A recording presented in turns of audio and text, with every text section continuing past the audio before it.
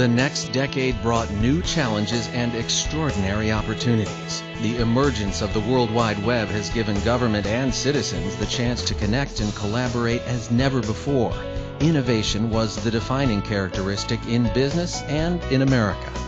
The most recent decade has been one of innovation for the National Academy as well. Challenging government to transform its operations and its workforce, the National Academy led the way with recommendations to modernize the civil service and to harness the power of technology to improve government. Critical key issue now is who's doing the work of government. Paul Volcker believes that government should retain what he calls core competencies. People question whether that happens. We have the concept of inherently governmental, and that inherently governmental work should be done by federal employees, and that contractors shouldn't be doing that. But that line's blurred and changing and moving. And in fact, the Academy has started a significant project on the multi-sector workforce and its implications for the public service and a lot of the management issues. There's significant feeling that the federal workforce is not prepared, not trained to oversee all the private contractors, nonprofits, state and local governments that are doing government's work now.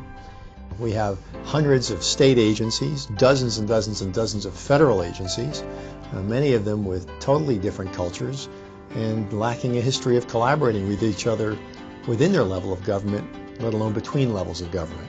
So we've got a massive challenge, and so I don't think the public has any idea of how much hard work has to be done every day by people at my level of government and other levels of government, just getting these discordant parts of our vast government apparatus coordinated in some useful way. Within the last half decade, there's been a push within the Academy to press the concept of social equity and to raise the issue about what does that mean, and shouldn't public managers have a concept, what is the impact of all of the programs and the strategies you utilize?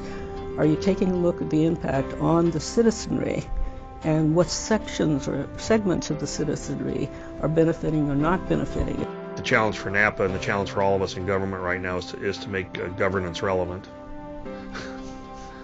With all the information and all the what I call the tyranny of the present, where you're just reacting to short notice fire drills, data calls, and all that other kind of stuff, you have a tendency to just kind of react in the near term. I think in government we tend to do that to the point where we're so reactive we forget that we're supposed to govern.